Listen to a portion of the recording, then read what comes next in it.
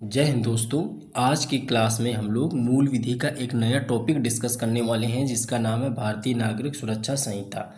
दोस्तों ये important topic है। इससे जो पहले हमने क्लास ली थी तो वो ली थी बीएनएस की भारतीय नागरिक संहिता। इसको हमने कंप्लीट किया है एक वीडियो में। अब एक वीडियो में हम लोग भारतीय नागरिक सुरक्षा संहिता को कंप्लीट करेंगे। फिर अगले वीडियो में हम लोग बीएसए को कंप्लीट करेंगे। जो ये तीनों कानून एक साथ आए थे, इन तीनों को हम लोग एक एक वीडियो में कंप्लीट करेंगे। बीएनएस के लिए हम आपका इसका डिस्क्रिप्शन में इसका लिंक लगा देंगे बीएनएस की, तो वहाँ से जाकर के आप इस क्लास को पहले अच्छे से ज़रूर देख लीजिएगा, फिर आप भारतीय नागरिक सुरक्षा संहिता को देखिएगा। पीडीएफ आप इसकी उपलब्ध हो जाएगी। तो चलिए आज की क्लास हम लोग शुरू करते हैं। आपको बता देंगे पीडीएफ आप कहाँ से इसकी उपलब्ध होगी आपको। चलिए हम लोग क्लास शुरू करते हैं। उससे पहले जितने लोग नए हैं चैनल पर वो लोग सब्सक्राइब करके चैनल को ज़रूर रख दें, ताकि जितने वीडियो बनाए उनका नोटिफिकेशन आपको मिलता रहे। चलिए तो हम लोग इसकी पृष्ठभूमि की बात कर लें। तो जब हमने आपको बीएनएस पढ़ाया था तो बीएनएस में भी हमने आपको समझाया था कि सर बीएनएस किस तरीके से आया। तो जो आईपीसी थी तो आईपीसी को जब ख़त्म किया गया तब बीएनएस आया। उसी तरीके से जब सीआरपीसी को ख़त्म करेंगे तब हमारा भारतीय नागरिक सुरक्षा संहिता यानी बीएनएसएस आएगा। देखते हैं। तो जो भारत में पहला जो लॉ कमीशन आया 1834 में आया, जिसके अध्यक्ष टीबी मैकाले जी थे। अब टीबी मैकाले इसके चूंकि अध्यक्ष थे, तो इस एक कानून का जो इस लॉ कमीशन का जो उद्देश्य था कि भारत में ब्रिटिश कानून की व्यवस्था को बनाए रखना तथा ज़रूरत के हिसाब से कानूनों का निर्माण करना, यह इसका मुख्य उद्देश्य था। और यह कानूनों को भी लागू किया करता था। ये एक तरीके से कमीशन इस तरीके से काम भारत में करता था। 1973 में सीआरपीसी का गठन किया गया। कब किया गया? 1973 में। और इसकी जगह किसने ले ली? तो बीएनएसएस ने ली। किसने? बीएनएसएस ने ली, यानी भारतीय नागरिक सुरक्षा संहिता। देखो, अगर सीआरपीसी की जगह भारतीय नागरिक सुरक्षा संहिता ने ली तो इसका ये मतलब नहीं है कि सिर्फ आप भारतीय नागरिक सुरक्षा संहिता या बीएनएस ही सिर्फ पढ़ के जाओगे। आपको आईपीसी, सीआरपीसी, ये आपको इनकी बेसिक समझ होनी चाहिए। ये आपको देख करके जाना है, बिल्कुल बेसिक। इसका मतलब ये नहीं कि आप उनकी धाराएं पढ़ने लगो, कतई धारा नहीं पढ़नी है। धाराएं सिर्फ वो वाली पढ़नी है आपको।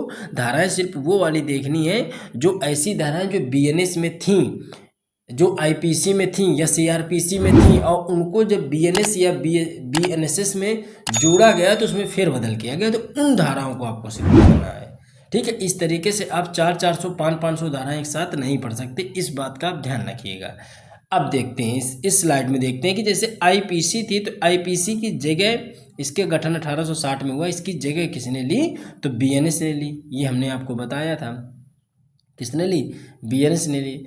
अब सीआरपीसी है तो सीआरपीसी यानी भारतीय दंड प्रक्रिया संहिता जो है 1973 में इसका गठन किया गया। इसकी जगह किसने ली? तो बीएनएसएस यानी भारतीय नागरिक सुरक्षा संहिता ने ली। और आईईए यानी इंडियन एविडेंस कोड 1872 है, इसका जो लिया गया स्थान किसने लिया? तो बीएसए ने, भारतीय साक्ष्य संहिता ने लिया। तो हमने बीएनएस पढ़ा दिया है। बीएनएसएस अभी आपको आज की क्लास में कंप्लीट हो जाएगा और बीएसए इसकी नेक्स्ट क्लास में कंप्लीट कर देंगे। जितना कंटेंट आपको दे रहे हैं बस आप उतना पढ़ लो। भरोसा इस बात का रखो कि क्वेश्चन उससे बाहर नहीं जाएगा। आप सिर्फ इस बात को अच्छे से समझ लो कि जो आप हमसे पढ़ रहे हो उस टॉपिक का आप जाकर के टेस्ट वगैरह, मॉक टेस्ट वगैरह, किसी भी कोचिंग, गूगल वगैरह, बुक वगैरह कहीं से लगाओ। तो जब आप उसको हल करोगे, अगर आपने अच्छे से मेरा कंटेंट दिया हुआ कंटेंट पीडीएफ नोट्स आपने पढ़ लिया है, अगर उस टॉपिक को हल करोगे तो 100% क्वेश्चन आप टेकल कर लोगे। ये आप देख लेना। चलिए आगे हम लोग देखते हैं कि जैसे हमने बताया कि सीआरपीसी से बीएनएसएस इसमें परिवर्तित हुआ। सीआरपीसी, अब तो सीआरपीसी के बारे में हमें बेसिक इतनी जानकारी जरूर होनी चाहिए कि सर पहले जो सीआरपीसी चलती थी उसमें कुल कितने धाराएं थी, कितने अध्याय थे, कितनी अनुसूचियाँ थी, कब लागू किया गया, कब पारित किया गया, ये हमें बेसिक समझ है। तो सीआरपीसी में कुल धाराएं 484 थी, कुल अध्याय 37 थे, कुल अनुसूचियाँ 2 थीं। लागू इसको 1 अप्रैल 1974 में किया गया, लेकिन पारित इसे 1973 में करा गया था। पारित 1973 में किया गया, लागू इसको 1 अप्रैल 1974 को संपूर्ण भारत में किया गया था। ये आपने समझ लिया सीआरपीसी। अब आ गया भारतीय नागरिक सुरक्षा संहिता। अब भारतीय नागरिक सुरक्षा संहिता के कई मायने हैं। ये इम्पोर्टेंट बहुत ज़्यादा होता है, खास करके इसने महिला सजा जैसे प्रावधान कुछ नए नियमों को जोड़ा, इसलिए ये इसके कुछ आर्टिकल बेहद महत्वपूर्ण हो जाते हैं, वो हम आपको आगे बता रहे हैं। अब इसमें इस समय 531 धाराएं हैं, कुल 39 अध्याय हैं। 1 जुलाई 2024 को इसको लागू किया गया, लेकिन पारित ये 25 दिसंबर 2023 को हुआ था। तो 1 जुलाई 2024 को 3 कानून लागू हुए थे भारत में। भारतीय नागरिक संहिता यानी बीएनएस, भारतीय नागरिक सुरक्षा संहिता यानी कि बीएनएसएस, इसके बाद है बीएसए यानी कि भारतीय साक्ष्य संहिता को लागू किया गया था। तो ये तीनों कानून एक साथ आपको अच्छे से पढ़ने हैं। चलिए, ये समझ गए होंगे। अब ये बेसिक जानकारी है बिल्कुल आपके भारतीय नागरिक सुरक्षा संहिता की। हम बताते हैं कि अपने क्लास को हम 0 से लेकर के बिल्कुल टॉप यानी बेसिक से एडवांस लेवल तक आपको ले जाते हैं। सब कुछ इसी में समाहित कर देते हैं कि आपको बाहर से अलग से वीडियो कोई मेरी वीडियो देखने के बाद आपको देखने की ज़रूरत ना पड़े। तो अब हम इस चीज़ को अच्छे से समझते हैं कि जो भारतीय नागरिक सुरक्षा संहिता है इसके बेसिक फैक्ट क्या है। चूँकि तीनों कानून एक साथ आए थे, एक दिन पारित हुए थे, बीएनएस भी और बीएनएसएस भी और बीएसए भी। बीएसए जब तीनों कानून एक दिन पारित हुए, एक दिन लागू हुए, एक साथ आए, तो तीनों का जो इतना स्ट्रक्चर है भारत में लागू होने तक का ये सेम रहेगा। सिर्फ बदलाव धारा और अध्याय में होगा, धारा और अध्याय में होगा। तो तीनों का बिल्कुल ये सेम रहेगा, इससे आप निश्चिंत रहिएगा। एक का अगर आपने याद कर लिया तो तीनों में काम बन जाएगा। ठीक है, तो ये चीज़ आप अच्छे से ध्यान रखिएगा। चलिए, तो हम लोग देखते हैं इसका नाम क्या है। तो भारतीय नागरिक सुरक्षा संहिता 2023 है। लोकसभा में विधेयक कब पेश हुआ? तो 11 अगस्त 2023 को अमित शाह जी के द्वारा लोकसभा में पारित 20 दिसंबर 2023 को हुआ। राज्यसभा में पारित 21 दिसंबर को हुआ और राष्ट्रपति ने इसको 25 दिसंबर को साइन कर दिए। राष्ट्रपति जी की मंजूरी हमको 25 दिसंबर 2023 को मिल जाती है। भारत में इसको लागू कब किया गया? तो 1 जुलाई 2024 को भारत में इसको लागू किया गया। इसमें कुल धाराएं 531 थी, अध्याय इसमें 39 थे। अध्याय कितने? 39 थे। तो ये आपने यहाँ पे देखा, ये इसकी बेसिक समझ थी, बेसिक चीज़ें थी जो हमने आपको यहाँ पे अच्छे से समझाई। तो सबसे पहले आपने क्या समझा? सबसे पहले हमने इसकी थोड़ी सी पृष्ठभूमि समझी कि जो भारतीय नागरिक सुरक्षा संहिता बना वो किससे टूट करके बना, यानी किस कानून को परिवर्तित किया गया भारतीय नागरिक सुरक्षा संहिता के रूप में। तो ये आपने पढ़ा। इसके बाद कानूनों में किस तरीके से जो 3 नए कानून बने, 3 पुराने कानूनों का स्थान लिया, वो कौन कौन से थे, कब कब बदले गए, क्या क्या उनकी डेट थी। इसके बाद हमने बताया कि जो भारतीय नागरिक सुरक्षा संहिता है, अगर उसने सीआरपीसी की जगह ली तो सीआरपीसी में कौन सी वो बातें थी जो हमको पढ़नी चाहिए बेसिक के तौर पे, तो वो आपने यहाँ पे देखा।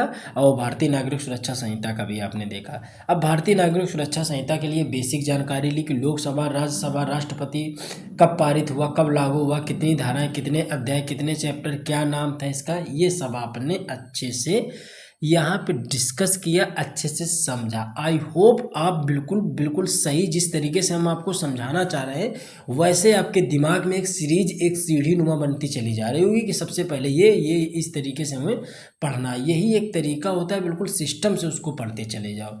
अब हम आगे देखते हैं कि जो भारतीय नागरिक सुरक्षा संहिता थी उसमें कुछ ऐसे प्रावधान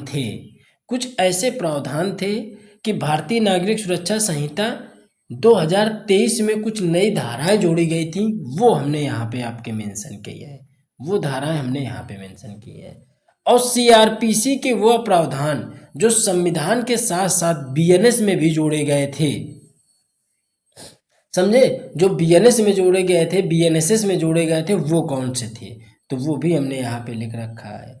तो अब आपको क्या करना है, अभी आपके दिमाग में क्वेश्चन आ सकता है कि सर जी इनमें आपने इनको डिस्क्राइब नहीं किया। तो पहले मेरी बात समझ लो आप अच्छे से। डिस्क्राइब तो आपको ये जो जितने भी इनकी धाराएं हम करवाएंगे, हालांकि हम इम्पोर्टेंट ही धारा करवा रहे थे, लेकिन बच्चों की डिमांड थी कि सर आप पूरी धारा हमको दे दिया करिए, हमको जो ठीक लगेगा हम उसको पढ़ लेंगे। कुछ बच्चे कमेंट कर रहे थे। तो अब हमने बीएनएस का जो नोट्स बनाया था, बीएनएस के जो क्लास नोट्स दिए हैं, तो बीएनएस में हमने पूरी की पूरी धाराएं आपको करवा दी हैं, पूरी धाराएं करवा दी हैं, 300-400 जितनी धाराएं थी सारी हमने एक तरफ से आपके नोट्स में उपलब्ध करा दी हैं। इम्पॉर्टेंट अलग करवाई हैं और बाकी सारी एक साथ उपलब्ध करा दी हैं।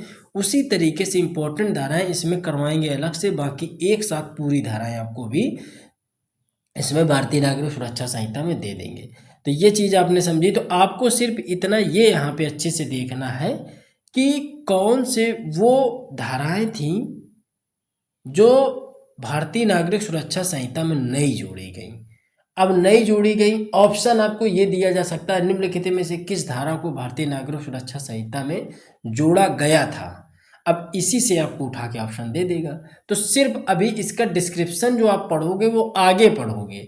हमने यहाँ पे सिर्फ आपके समझ के लिए लिख दिया है कि इतनी धाराएं थी जो जोड़ी गई और इतने धाराएं थी जो सीआरपीसी में भी थी और बीएनएस में भी थी। तो ये आप देख लो, जैसे धारा 2 के सब आर्टिकल 1 के का, खा, गा, घा ये तीनों जोड़े गए। ठीक है, ये तीनों जोड़े गए, यहाँ पे 4 जोड़े गए। इसके बाद धारा 82 का 2, धारा 86, 105, धारा 17, 172, 336, 356, 398, 472 और 530 ये वो धाराएं थी जो भारतीय नागरिक सुरक्षा संहिता में जोड़ी गई हैं। अब सीआरपीसी की वो प्रावधान जो बीएनएस में भी जोड़े गए, तो वो कौन से प्रावधान थे, हमने आपको यहाँ पे धाराएं उनकी लिख दी हैं कि सर इतनी धाराएं हैं जो बीएनएस में भी जोड़ी गई हैं और वो सीआरपीसी में भी उनका उल्लेख था। तो देखो क्वेश्चन पूरे से आपको नहीं आएगा, जो इम्पोर्टेंट धाराएं हैं कि ऐसे क्वेश्चन बन सकता है कि जो नई धाराएं जो सीआरपीसी से थी और बीएनएसएस में जोड़ी गई उनसे भी क्वेश्चन पूछा जा सकता है, या फिर जो नई बिल्कुल नई धाराएं सिर्फ भारतीय नागरिक सुरक्षा संहिता में जोड़ी गई उनका उल्लेख बीएनएस सीआरपीसी में नहीं था, उससे भी पूछा जा सकता है। तो आपको क्वेश्चन इसी तरीके से देखना है कि क्वेश्चन कहाँ से निकल के आएगा, तो आपको वही कंटेंट है यहाँ पे आपको पढ़ना है। तो आपने देखी ये सीआरपीसी की धारा हमने लिख रखी है, तो स्क्रीनशॉट आप चाहो तो इसका ले लो, क्योंकि देखिए अगर आप डायरेक्ट यूट्यूब से देख करके जो हमने अभी तक पढ़ा रखी है, हमने जो आपको यहाँ पे पढ़ा रखी है पूरी मूल विधि, तो आप डायरेक्ट चाहो तो उसका देख देख करके नोट्स बना लो। अगर आपको दिक्कत है नोट्स बनाने में तो आप कुछ मत करो, आप सीधे हमने नोट्स उपलब्ध करा रखे हैं ऐप में। तो जीएस रिव्यू के नाम से ऐप है, जीएस रिव्यू, ये जो नाम आप देख रहे हो इसी के नाम से हमारा ऐप है। तो एप्लीकेशन डाउनलोड करो, बहुत नॉमिनल फीस है, बहुत नॉमिनल फीस में आपको पूरा इस कंटेंट उपलब्ध कराया जा रहा है। जैसे मूल विधि आप अगर लोगे तो 99 रुपये की है मूल विधि, और पॉलिटी लोगे तो 139 की है। अगर आप पूरा जीएस जीके मूल विधि पॉलिटी सब कुछ पूरा कंप्लीट कंटेंट लोगे एसआई का तो आपको 239 रुपये का है। तो आप ये आ जा करके आप वहाँ से देख लीजिएगा, आप अच्छे से डाउनलोड कर लीजिएगा। चलिए आगे हम लोग बढ़ते हैं, देखते हैं। अब देखते हैं इससे एक क्वेश्चन निकल के आता है, तो आप एक बात अच्छे से ये याद रखिएगा कि जैसे दंड प्रक्रिया जो संहिता सीआरपीसी की जगह जब भारतीय नागरिक सुरक्षा संहिता को क्यों लागू किया गया था, ये आप ये ऑप्शन में आ सकता है कि इसको लागू करने की क्या वजह थी। तो इसको आप ध्यान रखिएगा कि जो भारतीय नागरिक सुरक्षा संहिता को नए कानून के रूप में इसलिए लागू किया गया क्योंकि जो पुराना कानून सीआरपीसी था बहुत लंबा, मुश्किल और ज़्यादा समय लेने वाला कानून था। तो इसमें क्या किया गया, कुछ बदलाव किया गया। जब बदलाव किया गया तो नए कानून लोगों को जल्दी और साफ तरीके से न्याय दिलाने के लिए लाए गए थे, तो इसलिए इसका गठन किया गया। इसमें कुछ नए कानूनों को भी जोड़ा गया था। क्या बीएनएसएस में किसी नई सजा या जुर्माने को जोड़ा गया है? तो बिल्कुल हाँ, इसमें कुछ अपराधों में समुदाय सेवा की सजा का भी प्रावधान किया गया है। इसमें जुर्माना की राशि और कई मामलों में भी अन्य तरीके से बढ़ाई गई है।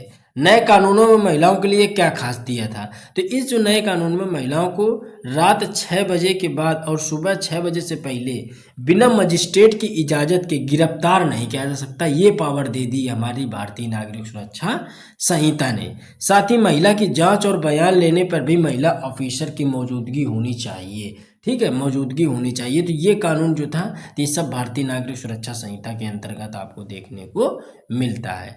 अब देखिए कि जो भारतीय नागरिक सुरक्षा संहिता थी तो उसमें क्या प्रावधान जो थे, क्या बातें थी जो नई जोड़ी गई। देखो ये आपको पढ़ना है, ये आपको समझना है। क्वेश्चन हो सकता है कि जो आप पढ़ रहे हो, जो आर्टिकल धाराएं पढ़ रहे हो उससे ना है, आपके लैंग्वेज से क्वेश्चन आ जाए। ठीक है, कि आपने किस तरीके से बीएनएसएस को समझने की कोशिश करी है, उससे क्वेश्चन आ जाए। तो देखिए बीएनएसएस में कई नई बातें जोड़ी गई, जैसे ऑनलाइन आप एफआईआर कर सकते हो, वीडियो कॉलिंग से अदालत में पेशी की जा सकती है।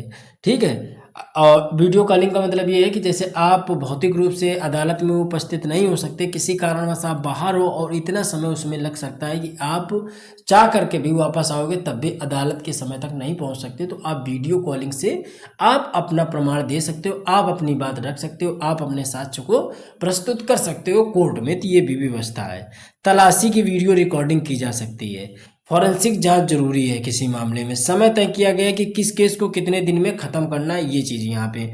महिलाओं और बच्चों की बेहतर सुरक्षा भी इसमें की गई भारतीय नागरिक सुरक्षा संहिता में। तो ये आप जो प्रावधान दिए गए हैं इनको आप अच्छे से याद रखिएगा। पता है ये जो प्रावधान है ये कहीं ना कहीं आपको जरूर हेल्प करेंगे। अगर आपसे कोई पूछेगा शॉर्ट में कि बताओ भारतीय नागरिक सुरक्षा संहिता क्या है, तो आप उसको तुरंत बता दोगे कि सर ये सीआरपीसी की पहले चलता था, सीआरपीसी को हटा करके अब नया कानून बनाया गया।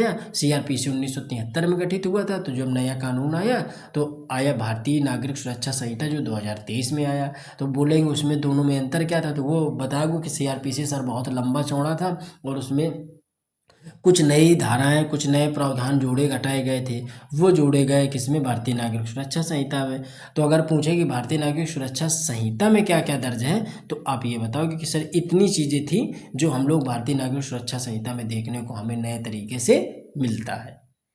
आप इस तरीके से चीज़ों को पढ़िएगा। चलिए आगे हम लोग देख लेते हैं। ये एप्लीकेशन है हमारा, तो एप्लीकेशन में आप देखिएगा इस तरीके से जीएस रिव्यू का आपको ऐप डाउनलोड करना है। ये इंटरफेस इस तरीके से आएगा। आप यहाँ पे प्री टेस्ट वगैरह भी दे सकते हैं, तो इसी में जा करके आपको कोर्स यहाँ पे उपलब्ध हो जाएगा। ये जो आप देखते हैं यहाँ पे लिखा होगा पेड बैच या पेड कोर्स, तो यहाँ पे आप क्लिक करोगे तो आपको बैच की डिटेल मिल जाएगी। चलिए अब हम लोग यहाँ पे इनकी धाराओं को देखते हैं। तो धाराओं को देखते हैं तो हमारे पास कितनी धाराएं हैं इसकी, तो टोटल हमारे पास 531 धाराएं हैं। तो 531 धाराएं हैं, तो 531 धाराओं में जो इम्पोर्टेंट धाराएं होंगी वो हम आपको चिन्हित कर देंगे। ठीक, तो 531, बाकी आपको कंटेंट पूरा अच्छे से मिल जाएगा। तो चलिए देखते हैं हम लोग कुल धाराएं 531। तो धारा नंबर 1 क्या कहता है, तो धारा नंबर 1 कहता है संक्षिप्त नाम विस्तार और प्रारंभ के बारे में बताता है। तो संक्षिप्त नाम हमने इसका समझ लिया क्या है, तो भारतीय नागरिक सुरक्षा संहिता है। विस्तार इसका तो संपूर्ण भारत में है। लागू प्रारंभ कब हुआ, तो जुलाई 2024 में है।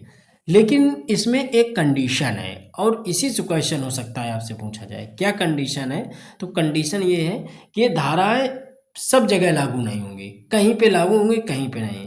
तो लागू कहाँ पे लागू नहीं होंगी, ये नागालैंड राज्य और जनजातीय क्षेत्र, यहाँ पे ये लागू नहीं होती हैं। नागालैंड राज्य और जनजातीय क्षेत्र है, यहाँ पे ये लागू नहीं होंगी।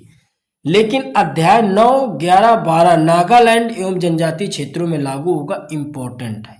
ये क्वेश्चन आपसे पूछा है और आप जा करके पीवाईक्यू उठा करके देखिएगा, उसमें लिखा है कि 9, 11, 12 निम्नलिखित में से किस क्षेत्र में भी लागू होगी, तो नागालैंड में भी लागू होगी। अब ये 9, 11, 12 क्या है, तो वो यहाँ पे हमने आपको दे रखा है। तो आप यहाँ से देख सकते हो कि जो अध्याय 9, 11, 12 है वो नागालैंड और जनजातीय क्षेत्रों में भी लागू होंगे। तो क्या है, 9 कहता है प्रशांति कायम रखने हेतु बंद पत्र, और 11 कहता है लोक व्यवस्था और प्रशांति बनाए रखना, और 12 कहता है पुलिस निर्वाहक कार्य के बारे में बताता है। तो हमको यहाँ से क्या समझना है कि संपूर्ण भारत में लागू होगा, लेकिन कहाँ लागू नहीं होगा, तो नागालैंड राज्य और जनजातीय क्षेत्रों में इसको लागू नहीं किया जा सकता है। लेकिन धारा अध्याय नंबर 9, 11, 12 नागालैंड और जनजातीय दोनों क्षेत्रों में भी लागू होंगे। बस इतना आपको यहाँ पे समझना है। चलिए अगली हम लोग देखते हैं स्लाइड में। अब यहाँ पे क्या है, इसमें धारा नंबर 2 में क्या है, तो धारा नंबर 2 में जितनी भी भारतीय नागरिक सुरक्षा संहिता से लेकर के इम्पोर्टेंट परिभाषाएं दी गई हैं। परिभाषाओं का इंसेंस आप ऐसे समझ लो कि जैसे जमानत किसे कहते हैं, वारंट क्या है, श्रव्य दृश्य इलेक्ट्रॉनिक्स क्या है। ठीक है, तो इस तरीके के जितनी भी और भी अगर आपको दिखाएं तो जैसे यहाँ पे जमानती अपराध क्या है, जमानत पत्र क्या है, बंधन पत्र क्या है, आरोप क्या है, संज्ञेय अपराध क्या है, परिवाद क्या है, स्पष्टीकरण क्या होता है इनका। ठीक है, उच्च न्यायालय, हाईकोर्ट और इलेक्ट्रॉनिक मीडिया, जांच, अन्वेषण, न्यायिक कार्रवाई, स्थानीय अधिकारिता, ये सब क्या है। तो इनकी जो परिभाषाएं दी गई हैं वो सब धारा नंबर 2 में दिया गया है। तो धारा 2 मोस्टली जो बताता है वो सबकी परिभाषा के बारे में आपको बताता है। अब क्या है कि आप इसका एक बार में स्क्रीनशॉट ले लो, इसका स्क्रीनशॉट ले लो, तो जितनी भी परिभाषा है आप उनको अच्छे से देख सकते हो, आप उनको अच्छे से समझ सकते हो। स्क्रीनशॉट आप ले लो, इसका देख लिया। अब आपने स्क्रीनशॉट ले लिया। अब जैसे श्रव्य दृश्य इलेक्ट्रॉनिक्स की परिभाषा है तो वीडियो कॉन्फ्रेंसिंग के प्रयोजनों के लिए पहचान की आदेशिकाओं को अभिलिखित करना, तलाशी, अभिग्रहण या साक्ष्य इलेक्ट्रॉनिक सूचना का प्रेषण और ऐसे अन्य प्रयोजनों के लिए संसूचना युक्त का प्रयोग करना, ये श्रव्य दृश्य इलेक्ट्रॉनिक्स है। जमानत किसी अधिकारी या न्यायालय द्वारा अधिरोपित कतिपय शर्तों पर किसी अपराध के लिए पारित किए जाने के लिए अभियुक्त या संदिग्ध व्यक्ति द्वारा किसी बंधन पत्र या जमानत पत्र के निष्पादन पर विधि के अभिरक्षा से ऐसे व्यक्ति को छोड़ा जाना जमानत कहलाता है। क्या कहलाता है? जमानत कहलाता है। तो ये परिभाषा है, ये टेक्निकल परिभाषा है और टेक्निकल वर्ड ही आपको वहाँ पे देखने को मिलेंगे। अब जैसे जमानती अपराध क्या है, इसका भी आप स्क्रीनशॉट एक बार ले लो, इसका भी आप स्क्रीनशॉट एक बार ले लो, इसका स्क्रीनशॉट ले लो आप। ठीक है, ये जितनी भी परिभाषाएं हैं तो इन परिभाषाओं को आपको एक बार सिर्फ इसको पढ़ लेना है। जैसे जमानती अपराध क्या है, तो जो प्रथम अनुसूची में जमानती के रूप में दिखाए गए हैं, ठीक है, या अन्य विधि द्वारा जमानती बनाया गया है, उनको जमानती अपराध के रूप में अभिघोषित किया गया है। जमानत पत्र क्या है, तो प्रतिभूति के साथ छोड़े जाने के लिए वचन पत्र अभिप्रेत है, उसी को जमानत पत्र कहा जाते हैं। बंधन पत्र क्या है, तो बंधन पत्र प्रतिभूति के बिना छोड़े जाने के लिए कोई वैयक्तिक बंधन या वचन पत्र को ही बंधन पत्र कहते हैं। आरोप, जब आरोप में एक से अधिक शीर्ष हों तो आरोप का कोई भी शीर्ष होता है, ये आरोप के अंतर्गत आता है। अब देख लो, ये हमने सारी टेक्निकल परिभाषाएं आपको लिख रखी हैं। हालांकि आप इनको सिर्फ एक बार पढ़ना। आपको बता दें कि जहाँ से क्वेश्चन आने के आपके पास 1% सिर्फ चांस है, तो आप इसको छोड़ करके ही चलिएगा। सच्चाई यही है, परिभाषा से क्वेश्चन बिल्कुल ना के बराबर आपसे पूछेगा, सबसे नहीं कह रहे हैं, इससे ना के बराबर पूछेगा, भारतीय नागरिक सुरक्षा संहिता से। ठीक है, तो आप इसका स्क्रीनशॉट ले लो, तो आप इनको स्किप कर दीजिएगा। जितनी भी परिभाषाएं लिखी हैं, वाद लिखे हैं, सारा हमने आपको यहाँ पे बताया है। तो चलिए इसका भी आप एक बार स्क्रीनशॉट ले लो, इसको हम अभी स्किप कर देंगे क्योंकि इससे क्वेश्चन आने, देखो हमारा उद्देश्य सिर्फ इतना रहता है कम टाइम पे, क्योंकि आप देखते होगे मेरी क्लासें 3 दिन 2 दिन मतलब हफ्ते में 3 से 2 क्लास आ पाती है, क्योंकि मेरे पास भी टाइम का थोड़ा सा इशू रहता है, अन्य चीज़ें भी हैं, थोड़ा जॉब प्रोफाइल भी है, तो सब चीज़ों को कवर करना होता है। तो इसलिए बताते हैं कि जो वीडियो में हम चीज़ों को क्वालिटी आपको देते हैं, क्वांटिटी ज़्यादा नहीं दे पाएंगे,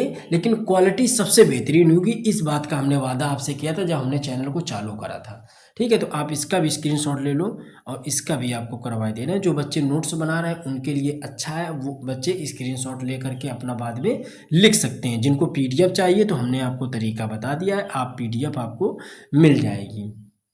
इसका भी आप एक बार स्क्रीनशॉट ले लो।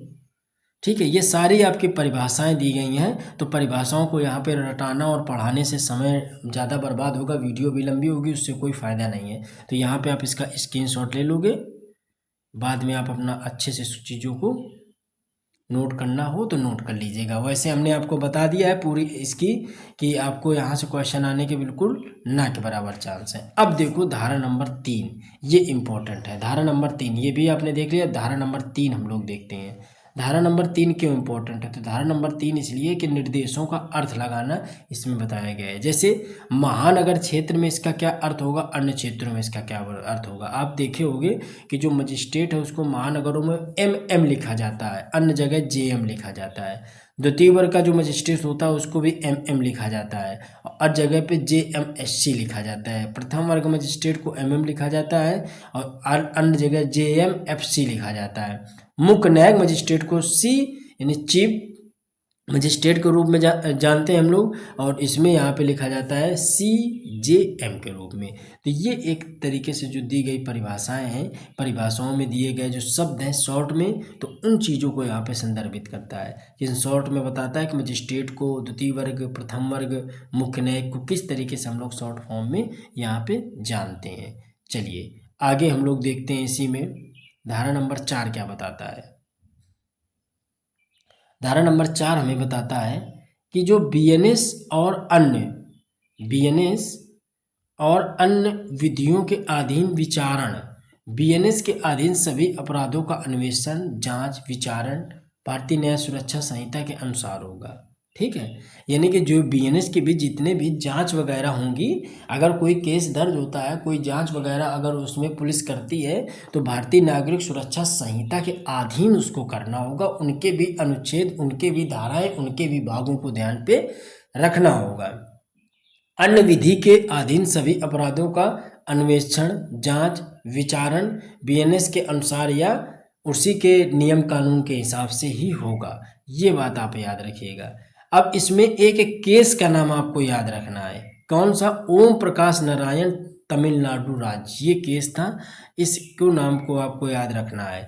या अब निर्धारित किया कि किसी प्राइवेट मंच पर न्यायाधीश द्वारा राय अभिव्यक्ति करने पर आपराधिक विचारण पर कोई प्रभाव नहीं पड़ता। तो केस आपको याद रखना है बस। धारा नंबर 5 देख लीजिए। व्याप्तियों के बारे में दिया गया है धारा नंबर 5 में, किसमें कोई प्रभाव नहीं पड़ेगा। विशेष विधि, स्थानीय विधि, विशेष अधिकारिता या शक्ति विशेष प्रक्रिया पर प्रभाव नहीं डालती है। धारा नंबर 6 में दंड न्यायालयों के वर्ग के बारे में इसमें दिखाया गया है। वही जुडिशरी मजिस्ट्रेट होता है, जैसे मेट्रोपॉलिटन मजिस्ट्रेट होता है। ये बिल्कुल शॉर्ट में इनको दिखाया गया है, यहाँ पे सेक्शनल वाइज दिखाया गया है। ठीक है, आपसे हम पहले भी बता रहे हैं कि ये बहुत थोड़ा सा जो बीएनएस था, तो बीएनएस से जो भारतीय नागरिक सुरक्षा संहिता है, इसकी धाराएं कठिन है। इसकी धाराएं कठिन है क्योंकि जो भी केस चलता है, जो भी कानून बनता है, तो उसमें बीएनएस के हिसाब से तो उसको ट्रीट किया जाता है, साथ ही भारतीय नागरिक सुरक्षा संहिता की भी धाराओं को ध्यान में रखा जाता है। तो इनमें बहुत फेरबदल किया गया है, तो ये थोड़ा सा पढ़ना कठिन हो जाता है। तो हम आपको क्या बता रहे हैं कि इसका आप बेसिक पहले देखिएगा, इसका प्रैक्टिस सेट लगाइएगा। ठीक है, प्रैक्टिस सेट लगाते हुए देखिएगा कि धाराओं से क्या क्वेश्चन इसने भारतीय नागरिक सुरक्षा संहिता से क्या पूछ रखा है। आप देखेंगे कि इससे क्वेश्चन नहीं आए होंगे। हमने पीवाईक्यू का एनालिसिस करके ही आपके लिए वीडियो लेकर के आए हैं, उसी को एनालिसिस करके ही बनाते हैं, वरना आप 531 धाराएं आप नहीं रट पाओगे, इस बात का आप भरोसा रख लो। ठीक है, तो इसमें इसके बेसिक से क्वेश्चन आने के जरूर चांस हैं, क्योंकि आप जानते हो कि मूल विधि और पॉलिटी 15 से 16 क्वेश्चन, और मूल विधि 6 से 7 या 7 से 8 क्वेश्चन आते हैं। और मूल विधि के चैप्टर आपके पास कितने हैं? कम से कम 20 चैप्टर है, और क्वेश्चन कितने आने हैं? 7 से 8 आने हैं। तो आप समझ लो, हर एक टॉपिक से, हर एक जगह की धाराओं से तो क्वेश्चन नहीं पूछा जा सकता है। पिछले आप मॉडल पेपर उठा करके देखोगे, हमने डिस्क्राइब किया है कि मूल विधि कैसे पढ़ें। एक वीडियो हमने बनाया था, उसमें एक एक स्पष्टीकरण हमने दिया कि कहाँ कहाँ से क्वेश्चन पूछा गया था।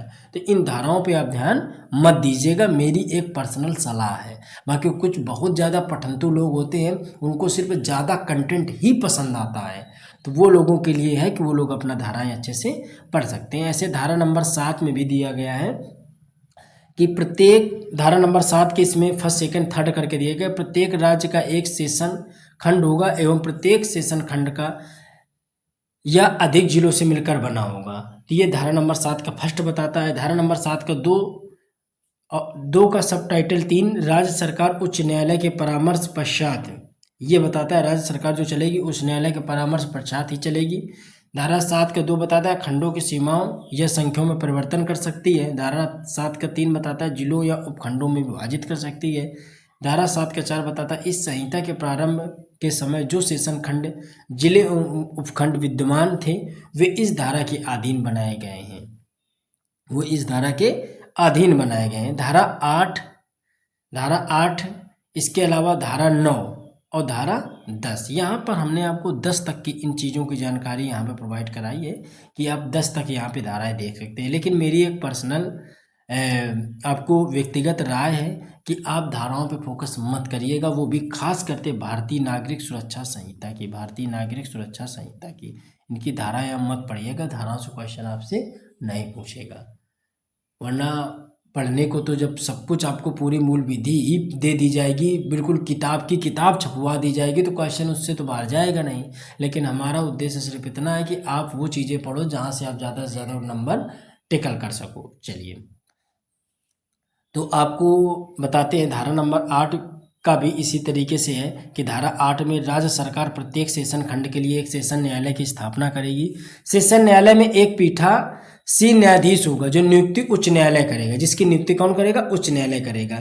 ठीक है, उच्च न्यायालय अपर सेशन न्यायाधीशों को भी सेशन न्यायालय में अधिकारिता प्रयोग हेतु नियुक्ति कर सकता है। ये धारा नंबर 8 में सब बातें उल्लेखित की गई हैं।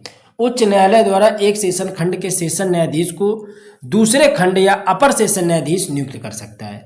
जहां किसी सेशन न्यायाधीश पर पद रिक्त है, अपर या सहायक सेशन न्यायाधीश भी नहीं है, वहां मुख्य न्यायाधीश यानी CJM का अर्जन आवेदन निपटाने के लिए व्यवस्था की गई है।